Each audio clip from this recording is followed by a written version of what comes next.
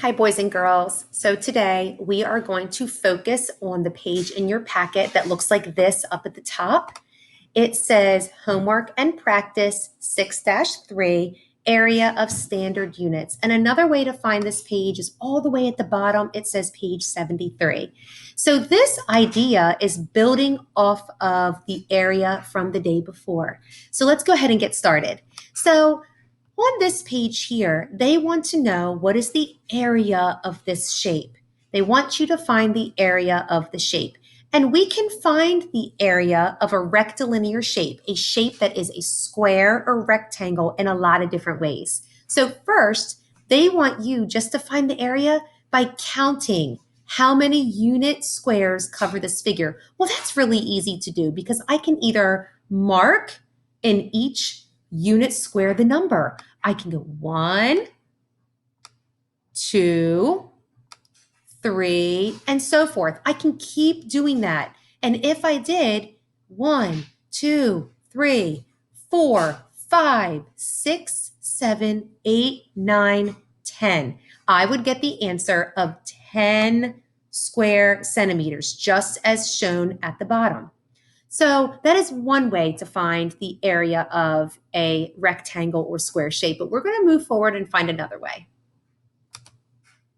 So when I get to this page here, before we even get down to solving these, there's a question I want you to think about. Do you know of a more efficient way to find the area of these shapes? Oh, Mrs. Bushy's got to put area in there, spelled correctly. There we go. Do you know of a more efficient way to find the area of these shapes? And efficient means quick and fast, but doing it correctly. So when I'm looking at these, yeah, it wouldn't be a big deal to go through and count them all. I guess I could do that, but that might take me a really long time. Does anybody know of another way I could find the area of these shapes? I'm going to give you a couple seconds to kind of ponder that thought.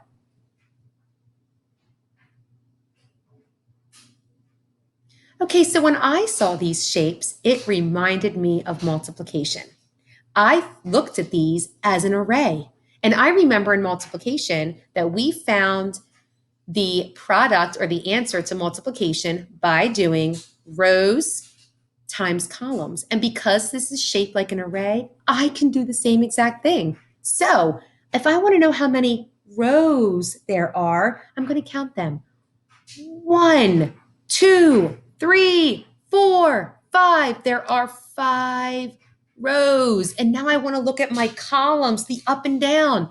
1, 2, 3, 4, 5, 6, 7. So now, instead of having to count all those up, which is perfectly fine if you want to do that, I can do a basic multiplication equation now. I can look at this as 5 times 7 equals. And to solve this, you can use whatever strategy works for you. For me, I'm going to count by 5s 7 times. 5, 10, 15, 20, 25, 30, 35. So I am going to get my answer of 35 square centimeters. We're going to do one more of these together. So once again, I have a shape here. I can either count them up one at a time, but I'm going to go ahead and make it more efficient for myself and connect that shape to an array. So I'm going to say 1, 2, 3, 4, 5, 6. I see 6 rows, 6 rows. And then I'm going to go up and down. 1, 2, 3, 4, 5, 6, 7, 8. And I see that I now have a 6 by 8 array.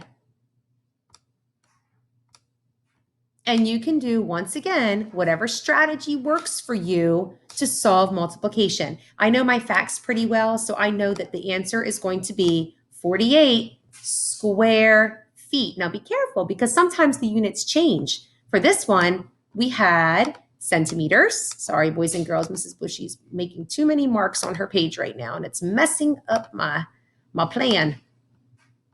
We have centimeters, we have feet, and we have meters. So when you are labeling, make sure you say square feet or square centimeters, whatever it's asking you to do.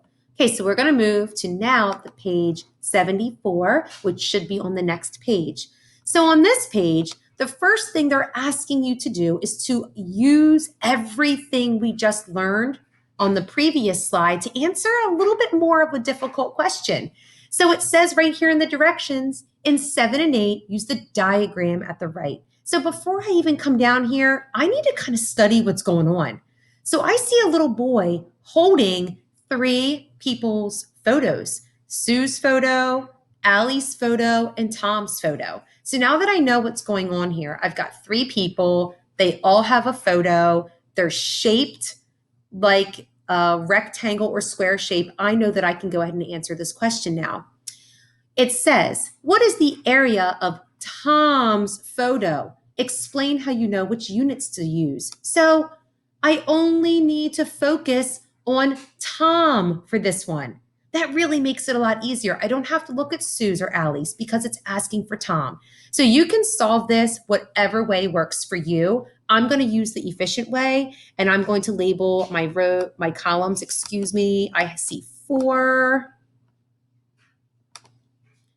But she's having issues again. There we go. 4 columns. My rows, I have 1, 2, 3, 4, 5, 6. So I know that I'm just going to do, when I come over here, 6 times 4. And my answer is going to be 24. But oh my goodness, because we're focusing on area, I need to label this. And it says right there, explain how you know which units to use. I'm looking, like, where is my key? Where does it tell me? And then I see all the way at the bottom there. One of those squares is 1 square inch. So my answer must be labeled 24, and you can abbreviate square with an SQ and a period, 24 square inches. You must have it labeled correctly, okay? Now for number 8, I'm not going to walk you through it completely. I am going to go over what it is asking because I think you guys can do this one on your own. It wants to know, what is the area in square inches of all the photos? Woo! So we already found Tom's. You have to find the area of Allie's and Sue's. And then you're going to do something with all of them. So let's think about this. If it says, what is the area in square inches of all the photos? What are you going to do once you have figured out Sue's area, Allie's area, and Tom's area? Take a minute to think. Not a full minute, but a little bit. If you said you're going to add them all up, you are correct. So you're right on track. Good job. Okay, we have one more page to go over. And we're going to kind of pick and choose what we're doing on this page. So for number 9, it's just asking you a measurement question.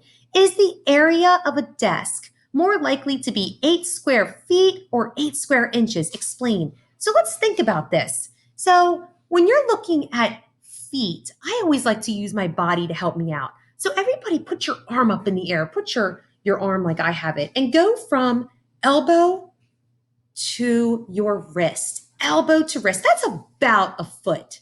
I would say. So just imagine 8 of those put together for a desk. And then I put your thumb up in the air. I think of a thumb as about an inch.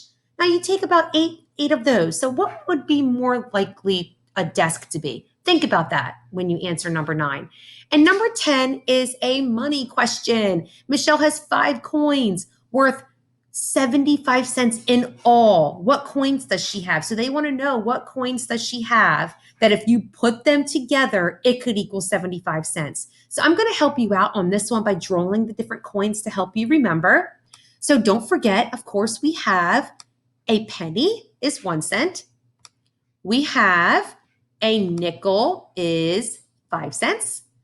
We have a dime is 10 cents. And then we have a quarter is worth 25 cents. So you can use this information to help you figure out what 5 coins put together could equal 75 cents. Maybe that little tip that I drew there will help you out. And the last question that we are going to focus on is number 11. It is a higher order thinking question, and you probably remember from the classroom, sometimes they can be a little bit challenging, but if we use the space, if we label with our pencil, we will be perfectly fine.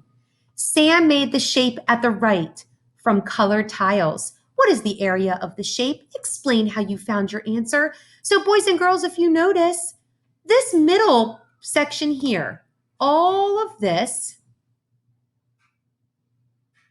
is going to be easy because it is a rectangle shape. And I just showed you how to do that. Where you might have problems are these. We've got this one, this one, this one, this one, this one, and this one. But you learned already in your previous pages and in the classroom with fractions that a half, whoop, I think Mrs. Bushy needs to stay away from the marker. Oh my goodness, I'm just pressing all kinds of buttons here, keeping you all entertained. We all remember from the classroom that 1/2 plus 1/2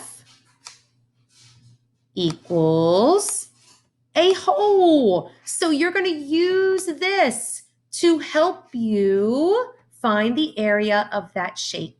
All right, I hope you enjoyed the lesson, and please use this to kind of help you follow along. Take care. Bye-bye.